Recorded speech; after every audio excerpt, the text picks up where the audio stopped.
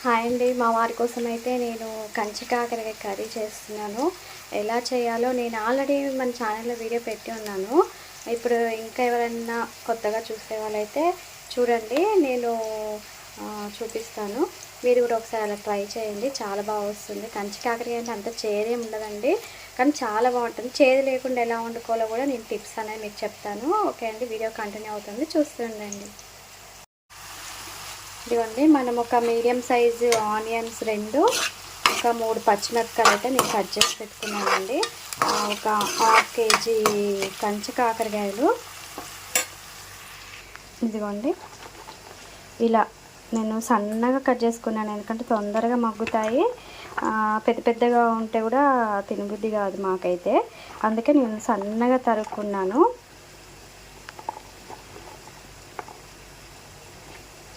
దీంట్లో కొంతమంది ఏం చేస్తారంటే వాటర్లో పసుపు ఉప్పు వేసేసి ఆ వాటర్లో ఇవి కడిగేసి వేసేస్తారు. అలా కూడా చేదిపోతుందండి. ఇప్పుడు నేను వండే ప్రాసెస్ చేసినా కూడా చేదిపోతుంది. కాకపోతే ఏంటంటే పెద్ద కాకరకాయలు తీసుకొని అవి టమాటా వేయాలి అని అనుకున్నప్పుడు మాత్రమే వాటిని వాటర్లో పసుపు ఉప్పు వేసి మనం వాష్ చేసుకొని వండుకోవాలి. ఇవి కంచి కాకరకాయలు చిన్న చిన్నవి కాబట్టి ఇవి డైరెక్ట్ నేను చేదు లేకుండా ఎలా వండాలో మీకు చూపిస్తాను. అదేంటో అండి, పిల్లలకి వర్షం పడేటప్పుడేమో స్కూల్ ఉంటుంది, వర్షం ఆగిపోయిన రోజేమో హాలిడే ఇస్తారు. వర్షాలు బాగా పడుతున్నాయి కదా అనేసి స్కూల్స్ అన్నిటికి కూడా హాలిడే ఇచ్చారు. కానీ పిల్లలకి ఆ రోజు పోవడానికేమో వర్షం రాదండి.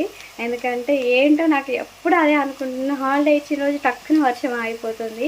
పిల్లలు స్కూల్కి వెళ్ళాలి అనే టైంకే వర్షం వస్తూ ఉంటుంది. ఆ రోజు మాత్రమే పిల్లలైతే చాలా ఇబ్బంది పడుతూ వెళ్ళారు. ఆనియన్స్ కొంచెం మగ్గిపోయాయి కదండి, ఇప్పుడు మనం పసుపు వేసుకుందాము. కొంచెం పసుపు ఎక్కువగా వేసుకుంటున్నాను.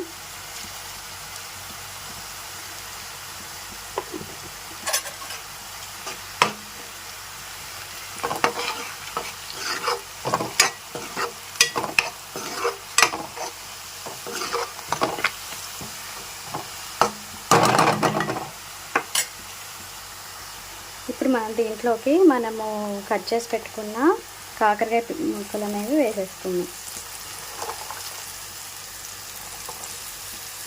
సారీ అండి, వీడియో అనేది షేక్ అవుతుంది.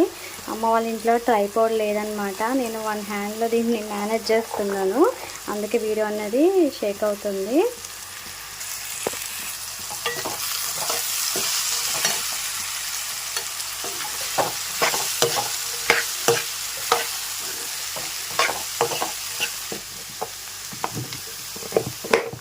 ఇప్పుడు దీంట్లోకి కొంచెం మనం సాల్ట్ వేసుకుందాము.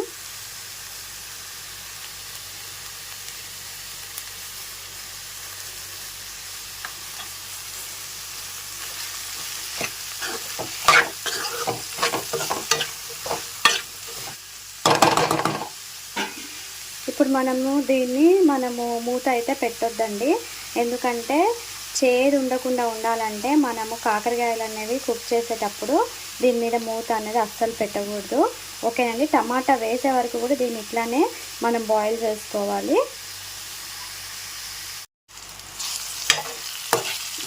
దీన్ని మధ్య మధ్యలో ఇట్లా కలుపుతూ ఉండాలి, అడుగంటనివ్వద్దు, అందుకే సిమ్లోనే ఉడికించుకోవాలి.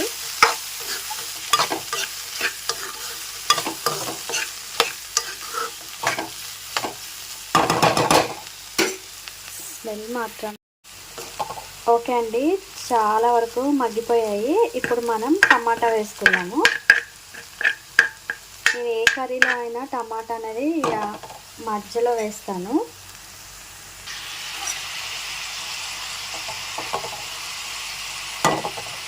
ఇప్పుడు మనం ఈ టమాటా మీదనే కారం కూడా వేసేసుకున్నాం. మీ ఇష్టం, మీకు ఎంత కారం కావాలో అంత కారం అయితే వేసుకోవచ్చు. ఇప్పుడు మన ఈ కాకరకాయ ముక్కలన్నీ కూడా ఈ టమాటాల మీద నేను కప్పేస్తాను. ఇలా చేయడం వల్ల ఏంటంటే టమాటాలు త్వరగా మగ్గుతాయి. ఇప్పుడు మనము దీని మీద మూత పెట్టేసుకుందాం. ఇంతసేపు మూత పెట్టుకోలేదు కాబట్టి ఇప్పుడు మూత పెట్టేసుకుందాము.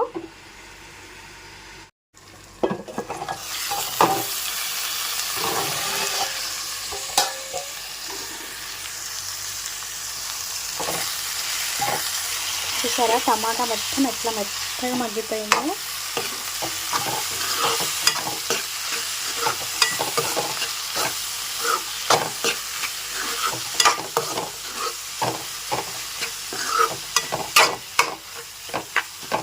ఇంతే అండి. ఇక లాస్ట్ కొంచెం మనం కొద్దిగా ఉప్పు కారం చూసేసుకుంటే మనకి కాకరకాయ టమాటా అయితే రెడీ అయిపోతుంది. ఓకేనా అండి. ఈ వంట అయితే మీకు నచ్చిందని అనుకుంటున్నాను. మీలో ఎంతమందికి కంచి కాకరకాయ కూర అంటే ఇష్టమో నాకైతే కామెంట్లో చెప్పండి. మీరు కూడా ఒకసారి ట్రై చేసి ఎలా వచ్చిందో నాకైతే చెప్పండి. ఓకేనండి. బాయ్.